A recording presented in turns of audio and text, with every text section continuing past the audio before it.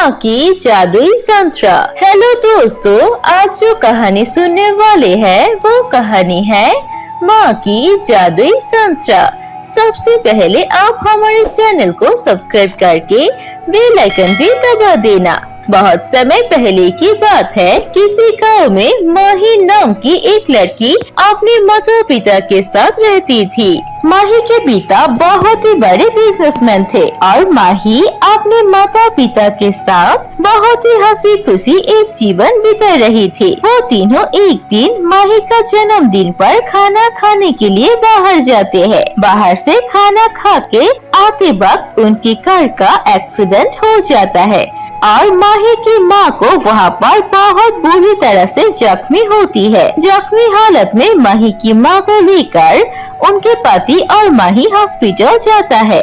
Hospital पहुँचने के बाद डॉक्टर बोलता है, देखिए आपकी पत्नी की हालत बहुत ही ज्यादा बुरी है, हमें नहीं लगता कि वो ज्यादा देर तक बच पाएंगे, आप लोग जाके उनसे मिल लीजिए। ये सुनने के बाद माही के पिता और माही दोनों ही उदास होते हैं और फिर जल्दी से उनके माँ के पास जाती है उससे मिलने के लिए। फिर माही को देखकर माही की माँ बोलती है, देखो बेटा, मैं शायद और ज्यादा देर तक जिंदा नहीं रह पाऊंगी, मैं अब जा रही हूँ, लेकिन हाँ, तुम हमेशा अपने पिता का ख्याल रखना। और सुनिए, आप मेरी बेटी को कभी भी दुखी मत करना, हमेशा उसके अच्छे से ध्यान रखना। माही बेटा, मैं जो तुम्हें संतरे का पेड़ दिया है उसे भी तुम अच्छे से देखभाल करना। इतना कह के माही के माँ की मृत्यु हो जाती है।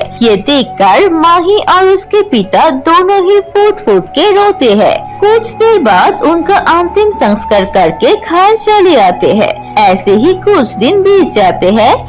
माही बहुत ज्यादा उदास रहती थी। ये देख के माही के पिता को बिल्कुल भी अच्छा नहीं लगता था। माही के पिता ऑफिस जाकर सोचते हैं, मुझे लगता है कि मेरी बेटी को एक माँ की जरूरत है, वो अभी बड़ी नहीं हुई है कि अपना काम खुद कर सके, मुझे दूसरी शादी कर लेनी चाहिए। ये सोच के माही के पिता दूसरी शादी कर लेते हैं। वो अनीता नाम की एक लड़की से दूसरी शादी करते हैं। अनीता को घर लाने के बाद माही से बात कराती है। अनीता माही को देखकर बोलती है, बेटी घबराओ मत, मैं तुम्हारी नई माँ हूँ, तुम मुझे छोटी माँ कह के बुलाना, मैं तुम्हारे साथ इस घर में ही रहूंगी, तुम्हें कभी भी कोई काम करने की जरूरत नहीं, मैं हमेशा तुम्हें अपनी बेटी की तरह प्यार करूंगी। ये सब देखकर माही के पिता सोचते हैं कि उन्होंने कोई गलत काम नहीं किया दूसरी शादी करके। ऐसे ही कुछ दिन बीत जाते हैं। कुछ दिन बाद किसी काम की वजह से माही के पिता शहर जाते हैं और फिर अनीता अपनी असली रूप में आ जाती है। अनीता की एक बेटी भी थी, अनु, जो हॉस्टल में रहती है और वहाँ पर पढ़ती थी। एक दिन अनीता आके माही से बोलती है, अरे ओ महारानी, बहुत हो गया, ऐसे ही आराम से खाना पीना, अब चलो काम करना शुरू करो, मेरी बेटी हॉस्टल से आ रही है, उसके लिए सारा घर को सजा दो। आप मुझसे ऐसे क्यों बात कर रही है और मैं कैसे काम करूं? मुझे तो कोई काम करना आता ही नहीं है। कोई काम करना नहीं आता है?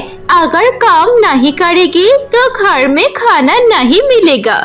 आज से घर की सारी काम तू करेगी। मैं काम वाली को भी घर से बाहर निकल दिया है। बहुत सारा पैसा खर्च होता है नौकरानी पर, और तेरे होते हुए नौकरानी की क्या जरूरत है? हाँ, अब से तू ही इस घर की नौकरानी की तरह ही रहेगी। और मेरी बेटी अनु आ रही है, आज से वो इस कमरे में रहेगी। तेरी सारे कपड़े मेरी बेटी की और तू उसकी फाटे पुराने कपड़े पहनेगी और मैं जैसे कहूँगी वैसे ही करेगी। अगर तेरे पापा को बताने की कोशिश भी की तो मैं तुझे मार के ऐसी जगह छुपा दूंगी कि तेरे पापा को तेरा लाश भी नहीं मिलेगा। ये सुनने के बाद माही बहुत डर जाते हैं। उसके पास और कोई रास्ता नहीं होता है और वो अनीता जैसे कहती है वैसे ही करती है और अनीता की बेटी अनु भी आ जाती है।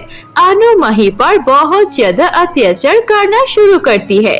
कभी उसे ये मांगती है तो कभी वो, कुछ न कुछ लेकर उसे तंग करते रहते हैं। माही को ये सब बिल्कुल पसंद नहीं होता है। वो कभी भी इतना काम नहीं करती है, लेकिन इस बार इतना काम करने के कारण वो बहुत ज्यादा बीमार रहने लगते हैं और फिर वो अपनी माँ की दी हुई जादुई संतरे के पेड़ के पास बैठ के रोती है और अपने दुख की बात बताती है। आप मुझे छोड़कर क्यों चली गई है माँ? अगर आप होती तो मेरे साथ ऐसा कभी नहीं होता। पापा भी यहाँ पर नहीं रहते हैं। मेरी सौतेली माँ और सौतेली बहन मुझ पर बहुत ज्यादा जुल्म करते हैं। मैंने कभी भी इतना सारा काम अपने जिंदगी में नहीं किया, लेकिन अब मुझे हर दिन काम करना पड़ता है। ऐसा लगता है कि मैं कोई इंसान ही नहीं हूँ, काम करने की कोई मशीन हूँ। मुझे भी अपने साथ ले चलिए माँ। ऐसे ही माही संतरे के पेड़ के पास बैठ के रो रही थी। तभी वो संतरे का पेड़ बोलता है, माही तुम रो मत, मैं तुम्हारी मदद करने आई हूँ। माही संतरे के पेड़ को बोलता देख चौंक जाता है। अरे तुम तो एक संतरे का पेड़ हो ना, लेकिन तुम बोल कैसे सकते हो? माही मैं कोई मामूली संतरे का पेड़ नहीं हूँ, मैं एक जादुई संतरे का पेड़ हूँ जिसे तुम्हारी माँ को एक परी ने दिया था और तुम्हारी माँ ने अब मुझे तुम्हारी देखभाल करने के लिए बोला है, इसीलिए मैं तुम्हारी मदद करूँगी। मेरे पेड़ से एक जादुई संतरा का फल तोड़ लो और उस फल को खाकर तुम जो भी कहोगे वो तुरंत तुम्हारी सारी इच्छा पूरी कर देगा। ये सुनने के बाद माही उस संतरे के पेड़ से एक संतरे का फल लेती है और उसे लेकर घर आ जाते हैं। उसे खाने के बाद वो बोलती है, मैं चाहती हूँ कि घर के सारे काम हो जाए और बहुत अच्छा खाना भी बन जाए। इतना कहते ही वो जादुई संतरे का फल घर का सारा काम कर देती है और टेबल पर बहुत अच्छा खाना रख देते हैं। और फिर अनीता और उसकी बेटी अनु दोनों ही खाना खाते हैं। खाना खाकर दोनों को ही बहुत ज्यादा मजा आता है।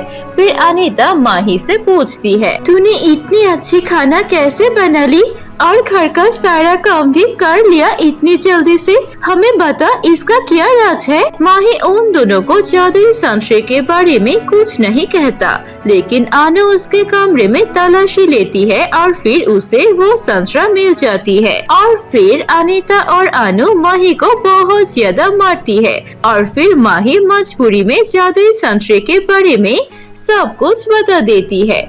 ये सुनकर अनीता और अनु के मन में लालच आ जाता है। ये बहुत ही कमाल की चीज है। अनु तू ये फल खा ले और फिर हम जो भी मांगेंगे वही मिल जाएगा। तो इससे हमारे लिए बहुत ही ज्यादा पैसे और सोना मांग लेना, तो हम बहुत ज्यादा अमीर हो जाएंगे। ये कहने के बाद जब अनु वो जादुई संतरे का फल खाती है तो वो बिल्कुल पागल हो जाती है। वो पागलों की तरह नाचने लगते हैं। तभी उस जादुई संतरे का फल से आवाज आती है, ये फल सिर्फ उन लोगों के लिए है जिनका दिल साफ है। तुम लोगों की तरह घमंडी लोगों के लिए नहीं है। तुम्हारी बिचार माही पर कितने अत्याचार किया है।